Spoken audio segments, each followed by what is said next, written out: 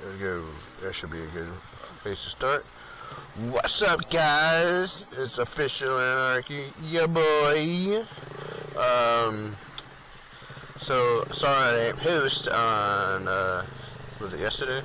Yeah, yesterday, because I started recording from, when I was leaving my wife's job. I was on my way home, and, your boy didn't realize his memory card was full, so it recorded like 2 minutes of my 10-minute video, and I didn't have a chance to go for another ride, so here we are. Well, anyway, in that video I was gonna tell you guys that your boy was going home to do his chain adjustment and oil change, and boy howdy, was that a mission. So, first things first, went to do the chain adjustment because my chain was trying to lurch off of my bike for the last week. Then I realized, dude, I think I might have put one link too many on when I put a new chain on here. So I went to take the link off because when I went to pull the axle back, it was as far as it could go, and I was still not able to get the I think they want a 1 inch and 3/16 slack on here, and I could not get it lower than what's it called? What was it? It was like 1 inch and 3/4 or something was the lowest I can get it. Anywho, so when I went to go take the link off, it snapped my chain breaker. Like the little poker thing to get the pins out, yeah, it snapped it. Not once, but twice. I used the new one and it snapped it. It snapped it. It took shreds. And I knew that it was going to take me a minute to do my chain adjustment, because it always takes me about 40 minutes to do my chain adjustment. And so it took me 3 hours to do my chain adjustment. Because I took the chain off and then I had to put it back together. And then when I went to, I was like, alright, fuck it, 1 inch and 3/4 ain't too bad. And so I went to tighten the axle nut, and I stripped it to all hell. I was, my buddy in my head was like, yeah, sometimes you kind of ooga booga a nut on, and sometimes that's not tight enough. So I tried to ultra ooga booga the nut on and stripped it to hell. So I had to call my mother-in-law up to watch my kids and use her truck, because my wife had the truck at work and I needed somebody to watch the kids. So yeah, I literally was able to peel the threads of the nut off of the axle threads. The axle was still good, thankfully, but the nut was stripped to shreds. To shreds, I say! And so yeah, that fucking happened. And then so after I got all that on and situated, I went to do my oil change, and I don't have an oil pan, so typically what I do is I'll get a gallon of milk, and where they have like the sticker for the gallon of milk, I'll cut that out into like a little hole like that and just slide it under the bike. That's good. Didn't have one of those today or that day, so I got one of those juice cartons, passion fruit, and for whatever reason my dumbass decided to cut the hole where the top is on the bottom instead of facing up where the hole is. I put the hole on.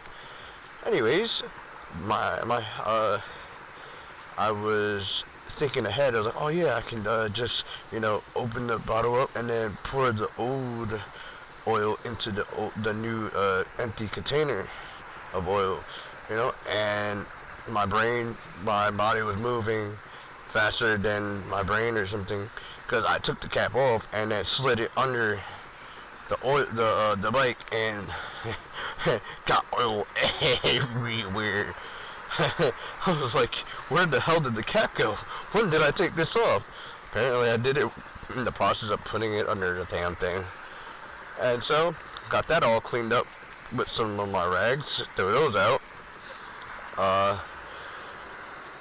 It was like, alright, let's make sure I put the boat on before I fill it with oil, because that's the last thing I needed. That was successfully done. Put the oil without spilling the new one on the floor. So I go to drain whatever I have into the container of my oil container, and just straight pour it all over my hands and on the floor. So I gotta clean that back up. That was just a nope day. A nope maintenance day. I also cleaned my chain as well, and realized I took the front sprocket cover off, and then after putting all my tools away, realized that I did not put that back on, so I had to do all that again. And then I had to scrub my floor because I had oil all over it, and washed the floor and stuff. And then just everything was like, nope, not today, boy. You thought you was gonna have it easy, but nah. No. Oh man.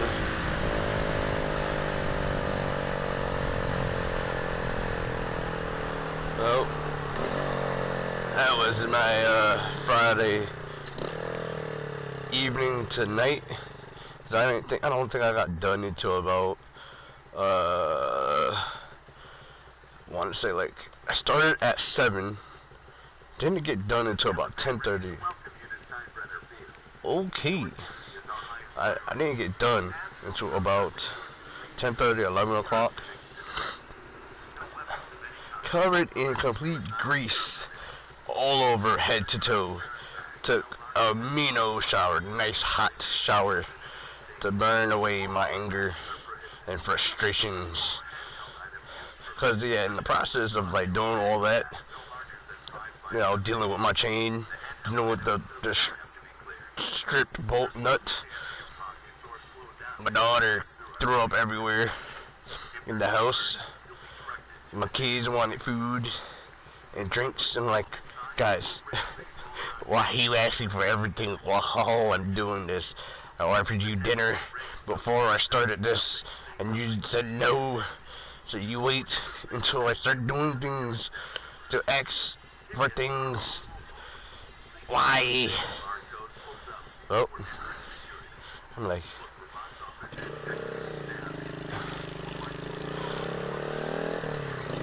God told me, He said, you thought you had patience? I'm going to show you what patience is.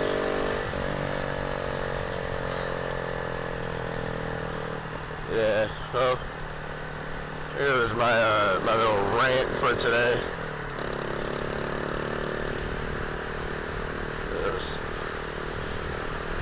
Videos.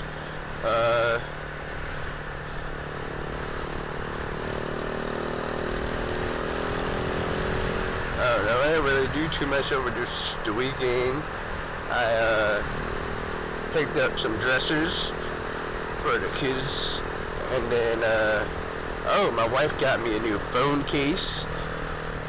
Pretty dope, because I destroyed my OtterBox. It's been like, I had it for like a year. It just started falling apart eventually from me picking at it and stuff.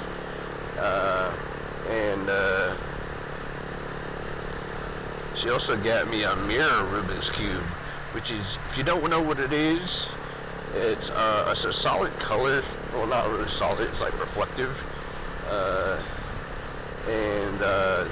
It's instead of like doing it according to color, you're doing it according to the size of each layer. It's like a basic 3x3 Rubik's Cube, but you're, instead of following the color, you're following the sizes of each layer and row, because each one is different. Ah, damn it. Your boy just stalled like an idiot. Thought I was in neutral. Apparently. But yeah, it was a pretty interesting cube. Took me about, maybe a day to get it done the first time, and then like after I got it, it took me like 30 minutes to do it again. It like, because normally when you get a cube, it comes with a slip of paper that shows you like some algorithms to try to figure out how to solve it with certain cases and stuff. This one, it showed you to find the smallest corner piece and locate it to its allocate it to its center. So like the core centerpiece, and then it was like just trying to match the other edges to that corner along with the center and whatnot, and you know, that's how you get the your first layer done. Now figure the other rest out for yourself, dickhead. It was like, well, shoot. But once I got the first layer, it took me about like 20 minutes to realize it is still a 3x3. So I was able to use the regular 3x3 algorithms to solve it. It took me a minute to like figure out how to use that regular 3x3 algorithms for the mirror cube, but once I figured it out, it was pretty simple. It's a very interesting scramble. Like it looks really interesting when it's scrambled, because it's all like different shapes, different sizes, like rectangles and squares and stuff, facing different ways. It looks cool. Anyways, thanks for watching, guys. Woo woo. Bye bye.